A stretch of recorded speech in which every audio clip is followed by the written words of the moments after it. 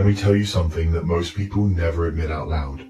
Some children never really got the chance to be children. They learned to stay quiet when others argued. They learned to take care of people older than them. They learned that crying didn't fix things. It only made them seem weaker in a world that demanded strength long before they were ready to understand what that word even meant. If you've ever felt like you were forced to grow up too fast, you know this story already. It's written into the way you apologize too much, the way you overthink before speaking, the way you find yourself caring more about others' comfort than your own peace. You may not remember exactly when it started, only that one day you were laughing without worry, and the next you were carrying a weight no one could see.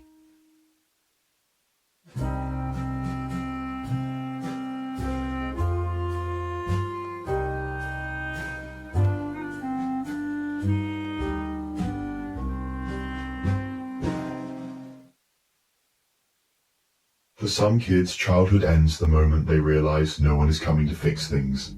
That's the moment they become their own parent, their own protector, their own emotional anchor. It's subtle at first, helping a parent calm down, comforting a sibling, solving problems adults should have handled. But over time it becomes identity, it becomes survival, and survival has a strange way of disguising itself as maturity. People tell you you're so responsible for your age.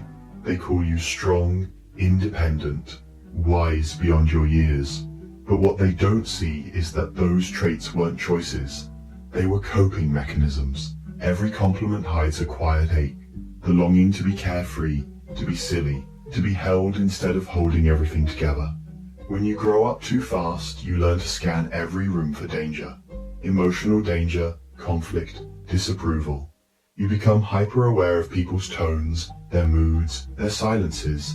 You learn that peace is fragile and that your job is to maintain it. You become the fixer, the mediator, the emotional sponge.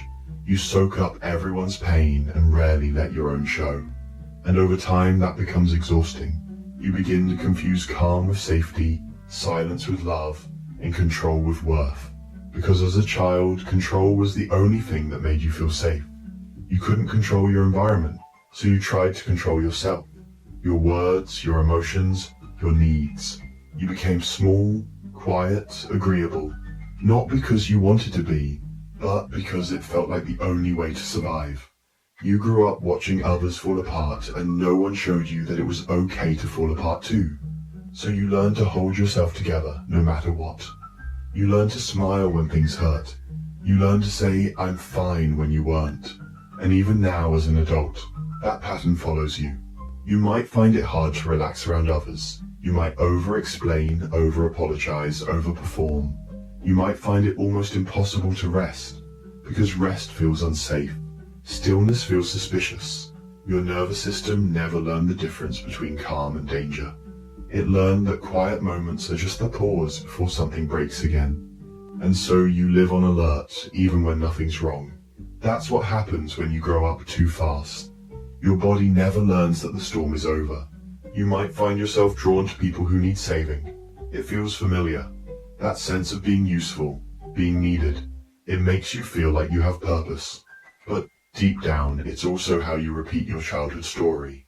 The caretaker trying to heal everyone else while quietly craving to be healed yourself. And yet, you rarely let anyone take care of you. The idea of depending on someone feels uncomfortable. Love feels safer when you're the one giving it, not receiving it. Because to receive means to trust. And trust was never something you could afford to give easily. You might also notice that joy feels complicated. You laugh, but part of you feels guilty for it. You celebrate small things, but struggle to fully feel them. It's as if some part of you is waiting for it all to be taken away again. That's the residue of early responsibility.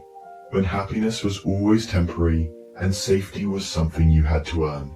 And then there's the loneliness, not the kind you fix with company or conversation. It's deeper, the loneliness of someone who's always been emotionally self-sufficient. You can be surrounded by people, and still feel like you're holding something they'll never understand. Because how do you explain that you became an adult in a child's body? That your mind learned to manage, to protect, to predict, before it ever learned to just exist? Some nights, you feel it more strongly. that ache for a version of yourself that never got to be. The little kid who didn't have to be strong, who could have cried without shame, who could have made mistakes without fear of consequence. That child still lives inside you, waiting, hoping that one day you'll let them come out again. But the truth is, even if you've grown and healed and learned how to function, some part of that early loss always lingers. It shows up in your relationships, your perfectionism, your anxiety, your constant drive to be enough. You're not chasing success or validation. You're chasing safety. You're chasing the feeling of finally being able to exhale. When you grow up too fast, you don't just lose your childhood. You lose the freedom to be imperfect. Every mistake feels dangerous. Every failure feels personal. Every time you let someone down, it echoes through all those years of being the one who had to hold it together. And that's the most invisible part of it. People see your strength, but not the cost of it. They see your composure, but not the fatigue. They admire your independence, not realizing it was born from necessity, not choice. Growing up too fast teaches you how to function, but not how to feel safe while doing it. You become an expert at surviving, but a beginner at living. And when you finally enter adulthood, you notice that something's missing. A softness, a spontaneity, a sense of wonder. You can't always name it, but you feel it when others laugh easily, or trust effortlessly. You feel it when people seem carefree in ways that make no sense to you, because your brain never learned that safety doesn't always have to be earned. You start to realize that what you called maturity was actually hypervigilance. What you thought was strength was suppression, and what everyone praised as independence was really isolation disguised as competence. But even then, you don't blame anyone. You understand too much. You see why people acted the way they did. You empathize with everyone, maybe too much, because that's what growing up too fast does. It teaches you compassion, but it also teaches you silence. You see everyone's pain except your own, and yet, you can't unsee the truth forever. At some point, you start to feel that pull, the need to reconnect with what was lost, the need to feel joy without guilt, to rest without fear, to be loved without earning it. That's when the real journey begins, not toward becoming something new, but toward remembering what you were before you had to grow up so soon. Because the child you used to be is still waiting, and they don't need you to be perfect. They just need you to come back. To understand the psychology of a child who grew up too fast, we have to start with one fundamental truth. No child becomes mature early by choice. It's not ambition that makes a child act like an adult. It's adaptation. It's what the human mind does when love becomes unpredictable or safety becomes conditional. Psychologically, this is often called parentification, when a child takes on emotional or practical responsibilities that belong to adults. But labels only explain the surface. Underneath, what's really happening is the brain learning one message too early. If I don't take care of everything, everything will fall apart. When that belief takes root, it becomes the architecture of a child's inner world. The nervous system begins to operate in constant alert. The mind becomes preoccupied with predicting moods, preventing conflict, and earning affection through performance. Even small children can sense tension they don't understand, and their instinct is to fix it. A healthy childhood is built on trust. Trust that adults can manage problems. Trust that the world won't collapse without your control. But when that trust breaks, the child's brain compensates by building control mechanisms. They start believing that love must be maintained through effort, and that peace only exists when they're good enough. That's how hyper-responsibility begins. You might see it in the child who never complains, who helps around the house without being asked, who comforts adults when they should be comforted. On the outside, it looks like maturity, but inside, it's fear. Fear that if they stop holding things together, they'll lose the little stability they have left. Neuroscience shows that chronic stress during early years changes how the brain develops. The amygdala, the part responsible for detecting threats, becomes overactive. The prefrontal cortex, which regulates emotion, adapts to constant vigilance. Over time, even in safe environments, that heightened alertness remains. The body doesn't forget what it had to do to survive. And this is why, as adults, these individuals often struggle with anxiety, perfectionism, or people-pleasing. Their nervous systems are trained to believe that calm is temporary, but comfort is earned, not given. They live with an invisible tension, always anticipating what might go wrong, always trying to stay one step ahead of chaos. Another layer to this psychology is the confusion between worth and usefulness. When a child's care, empathy, or obedience is rewarded, the brain pairs love with service. The message becomes, I'm valuable when I'm helping. I'm lovable when I'm useful.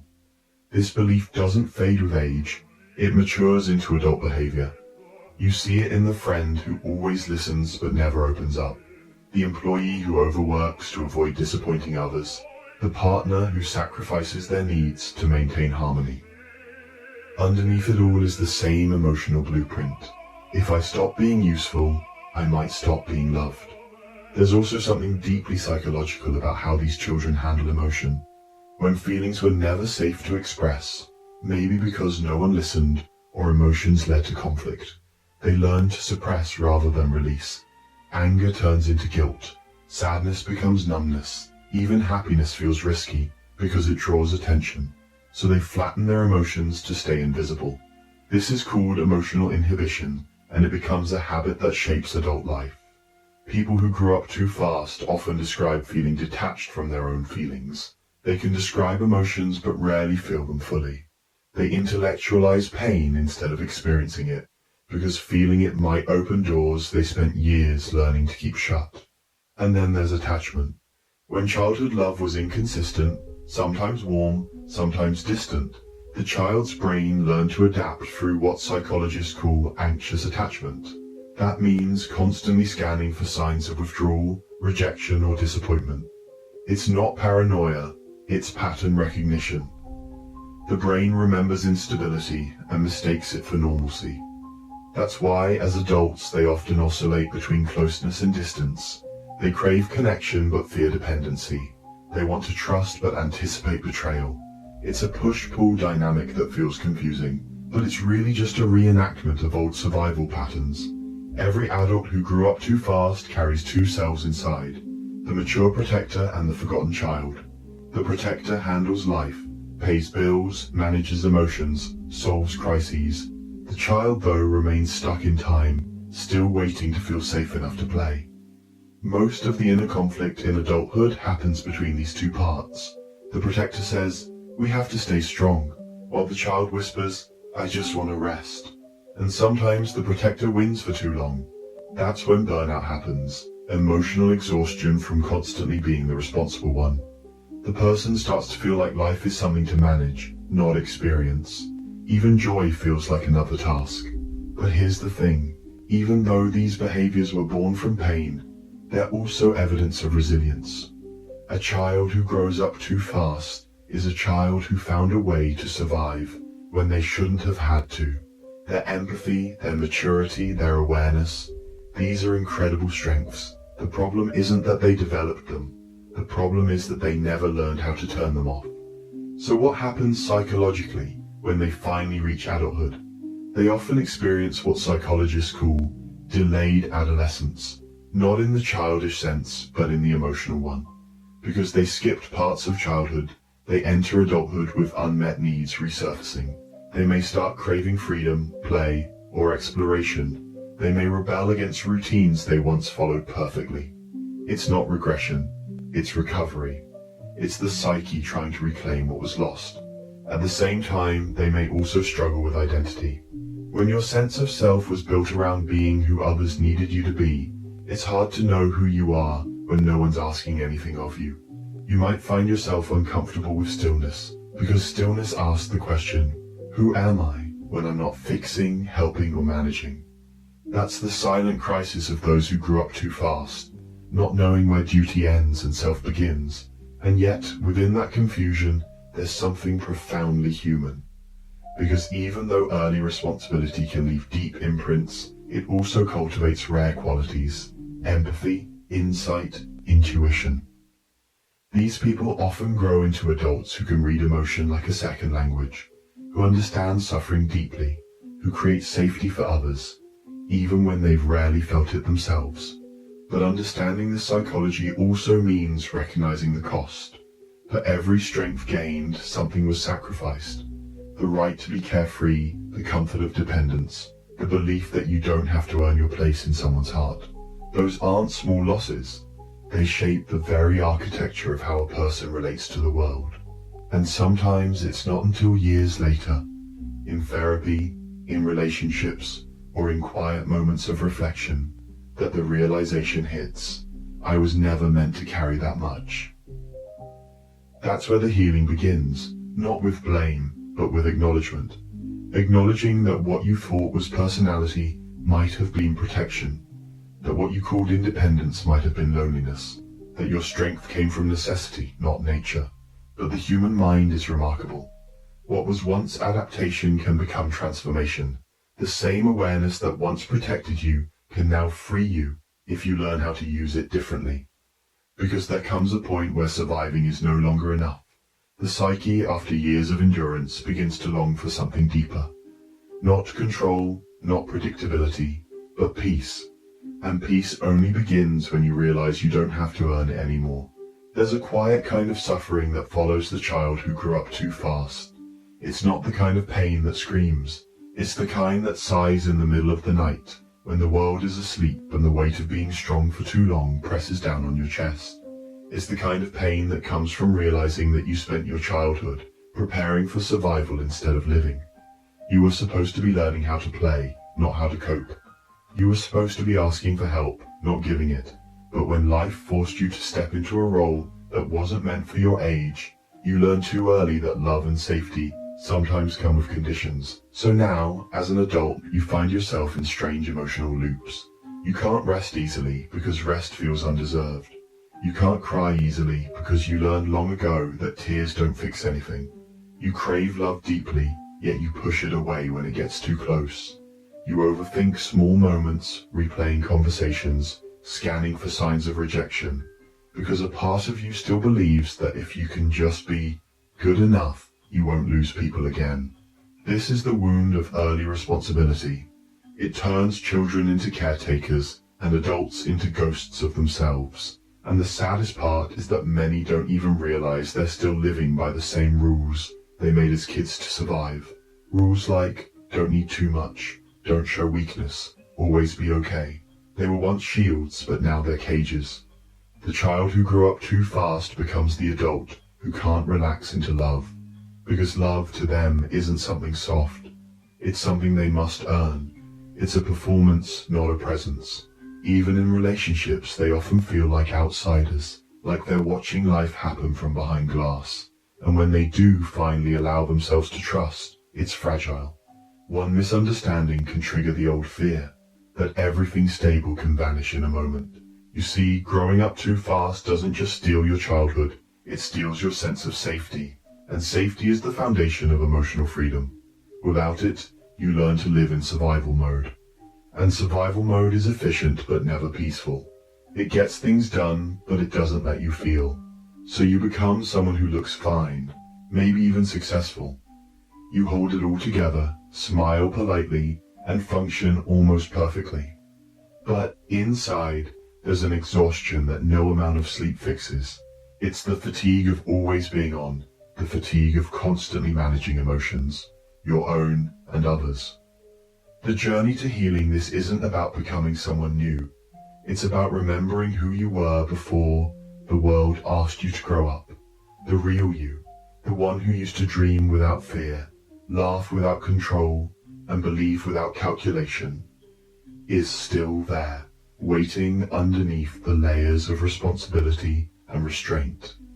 Healing is about slowly unlearning the reflex of self-abandonment. It's about giving yourself permission to be small again, to rest, to need, to cry, to ask, to not know. It's strange how terrifying softness can be to those who grew up too fast. Vulnerability feels dangerous because, as children, it was. When you cried, no one came. When you asked, no one listened. When you failed, no one caught you. So your nervous system learned that vulnerability equals pain. But healing begins when you start gently teaching yourself that it's safe now, that you're no longer in the same house, or with the same people, or living under the same silence. The adult you is allowed to build a different reality. One where you are not constantly the parent, the protector, or the peacekeeper. One where you can say, I'm tired, and it's okay. One where love doesn't depend on perfection but presence.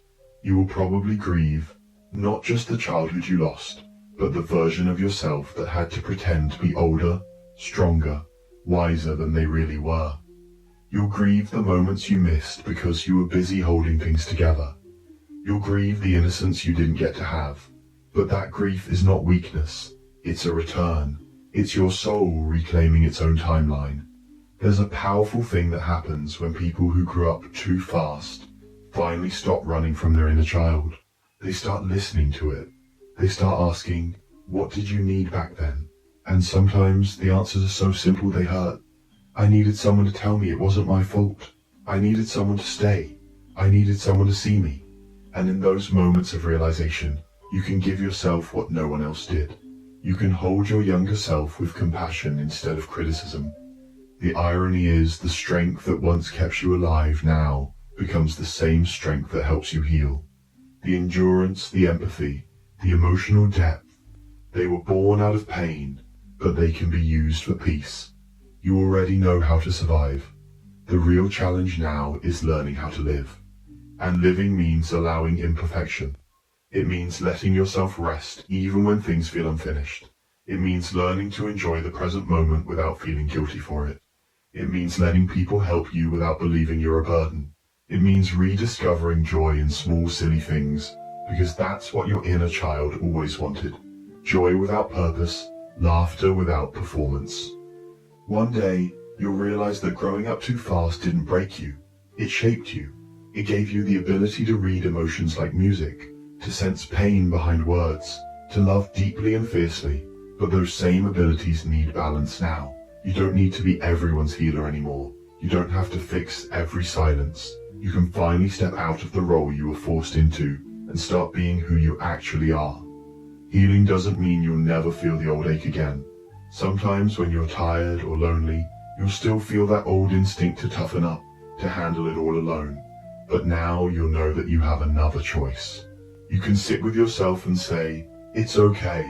You don't have to be strong right now. That's what real maturity looks like. Not the kind you were forced into, but the kind you grow into with awareness and tenderness. The child who grew up too fast will always live somewhere inside you. But over time, they'll stop running.